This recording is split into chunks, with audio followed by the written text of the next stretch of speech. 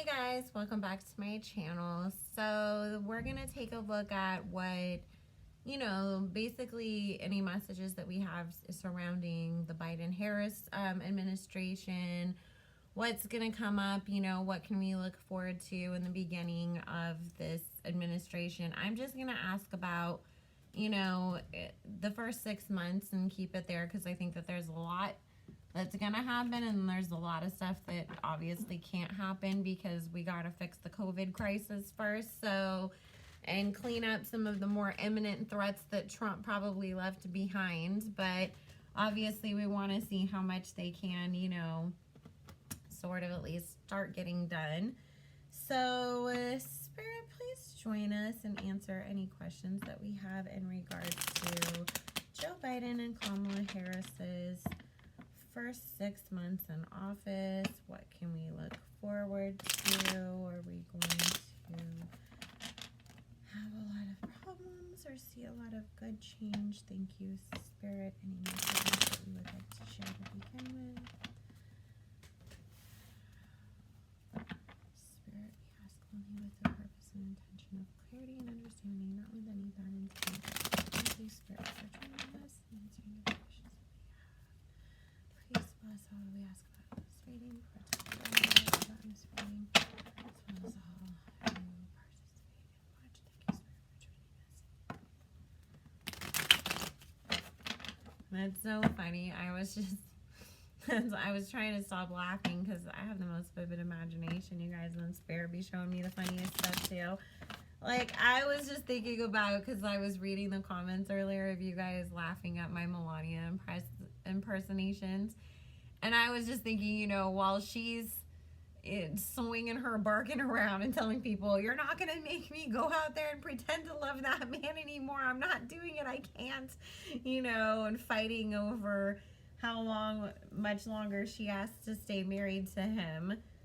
It's like, I was just imagining Dr. Jill Biden, and put some respect on her name because she is a doctor, just literally like she's on the phone with Michelle Obama.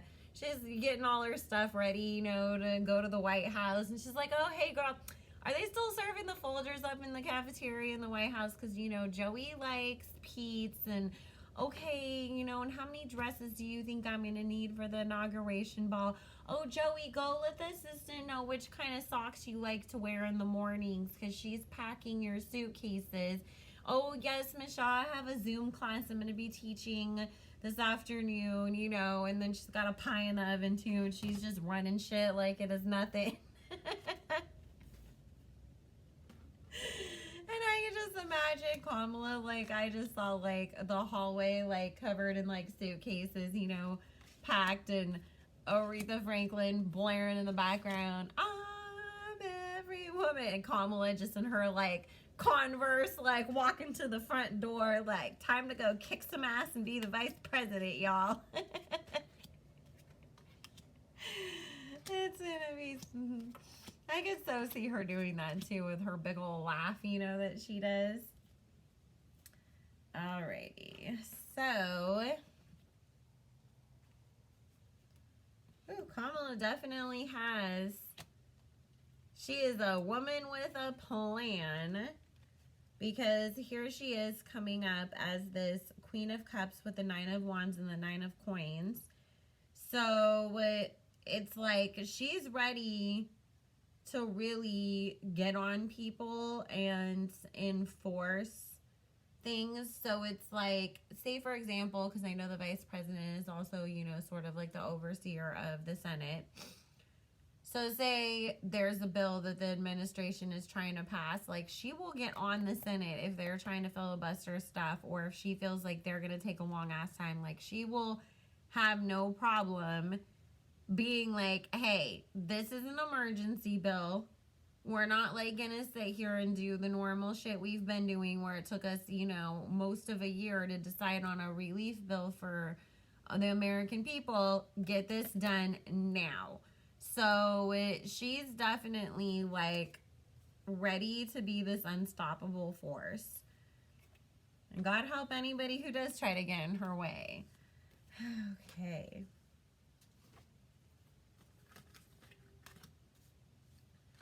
There is a lot of playing cleanup crew because there is some things that have taken place, like that we are not aware of, and that they're gonna, I feel like it's like sort of like these security threats where it's like obviously the kind of shit that they wouldn't normally share with American people anyways, and it will be dealt with and then we will hear about it, and it's gonna be one more nail in the coffin towards Trump, because it's like Trump had us literally on the brink of war with Australia, and we're like, what? Why? Like, why were we about to get in a war with Australia of all places? And everybody's like, yeah, we don't know either, you know, or we don't know why he decided to start shit with them, because we've always been good with them, you know, like, they don't mess with us, but it's just stupid, petty shit that they're gonna constantly have to clean up. And some of it is bigger things than we knew about with this Ten of Swords and this Moon card, because it was this King of Swords with this creative energy, because he was attacking as he was being forced to leave, because it is like I'm being forced to leave, not I'm choosing to walk away, or I understand and accept that there is a process in place and I simply didn't win this contest that we were, you know, playing. No, he's looking at it as literally everybody's being mean to me, so F you, I'm going to get y'all back. What can I do, you know? And so there is deeper stuff that they're really going to have to jump in and deal with.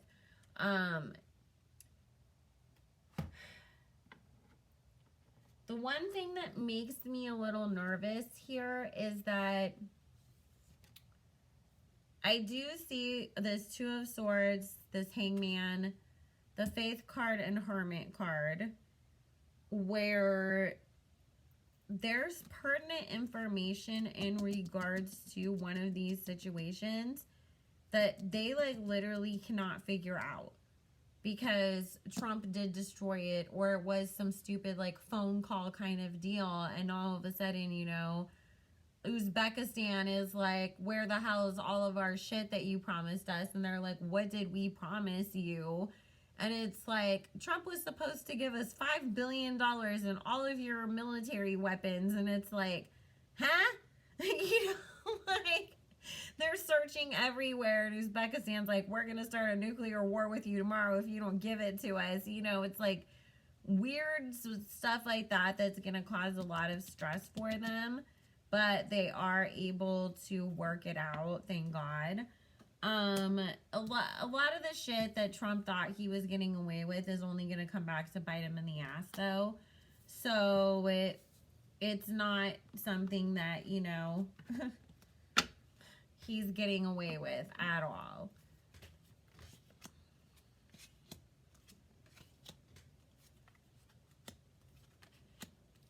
He doesn't pardon himself federally, he's going to be wishing that he had, is what Spirit's saying. Okay. Biden and Harris are going to make a really good team, you guys. Like, they already do anyways, but they really are going to make a really, really good team together. And they're actually going to be able to implement a lot of change. Again, Spirit's talking about there being a need to, you know, clean up, put measures in place, try to alleviate a lot of, you know, the COVID pandemic related stuff with this King of Wands and King of Swords. So that's, you know, his sort of first line of action. They are definitely going to be focusing on trying to help the economy and trying to help people with financial assistance. So I keep feeling like it's like adopting a lot of, you know, the Canadian ways. So it's like maybe everybody gets free healthcare for the next year, and then we all get like a certain amount of money every month or something like that. But there is something that he is going to be fighting to do, and Spirit said he may actually exert an executive order if Congress, the Senate, the House of Representatives can't back him, because he just feels in his heart that this is the right thing to do for everybody. I do get here too, you guys, that there is a determination on behalf of both of them that they both feel that they have learned and grown from past mistakes and that they do want to right wrongs from the past. You know, and this is my thing that I keep saying. I am hopeful for change, because especially the kinds of change that we all want, I don't feel were possible under the old administration, especially because there was a bunch of stuff that was like all the stuff that's popping off with Trump, you know, coming up. It's stuff that he would have had to have dealt with if he had won. And it's so much better for him to deal with that out of office, where we can actually have somebody in place in the White House who can actually be a president, because they don't have a bunch of legal battles that they're fighting, you know, so they can actually get things done for us.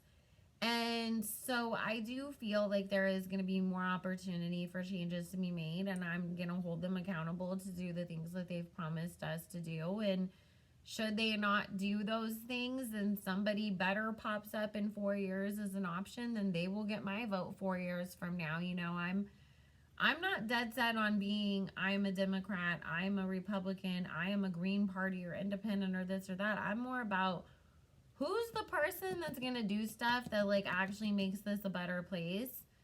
Who's the better option? Who can we actually, you know, see doing something where we're not all going to end up homeless and on fire or dead? You know, like that kind of thing. So whoever I feel is the best candidate is who gets my vote, regardless of which party they, you know, are from. It's just that obviously the Republican Party just keeps picking people that I don't feel comfortable giving my vote to. So get it together, Republicans, and maybe I'll vote for your party someday. So, but I really do feel that they are going to be, you know, a really great team. Joe Biden does have a lot of empathy for people, you guys. He really, really cares about people. And he is, with this 2 of coins and the 9 of cups and this 6 of coins, going to be working really hard to try to make things better for people. So it's not like, I mean, I know like people always say, oh, politicians, and there's this act and the kissing babies and all of that stuff. But I actually get that he really is genuinely, like, anything that he has done in the past, you know, he felt like he was doing the right thing, and whether that was the right thing or not, it came from a place of him feeling like it was the right decision at the time. But he does, you know, really, he really did get into this trying to help. Spirit, please tell me, what can we look forward to? Any big changes? Thank you, Spirit.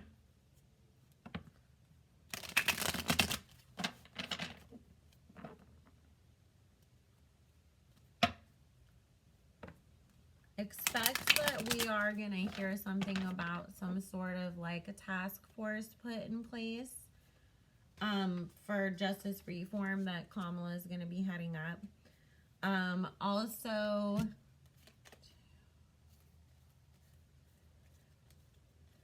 I know people were kind of up in arms about some, you know, oh, it was only like this much of a tax break or whatever, or this much of a student loan forgiveness thing. But keep in mind, guys, that yes, America has money, and yes, we spend a lot of money on stupid shit, and we should be spending it on other things.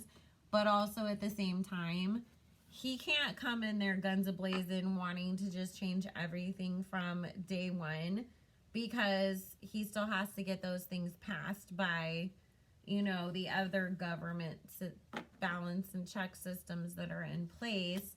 And so if it's like, I just want to completely eliminate student debt and do this and do that and do this and do that, they're going to be like, you lost your goddamn mind. So it doesn't mean that they can't come back later. And because this is just like an emergency or introductory bill, or, you know, the beginning of things basically. And Spirit's saying a lot of this stuff, it's like, okay, so we got you to agree to that part of it. So let's go a little further now and see if we can get you to agree to another 10,000 or another 20,000. They're gonna keep going back and revisiting this and lumping it into other things. So don't stress out so much that it's like, oh my God, we didn't get it right now. we will get those things, you guys. I really do feel that.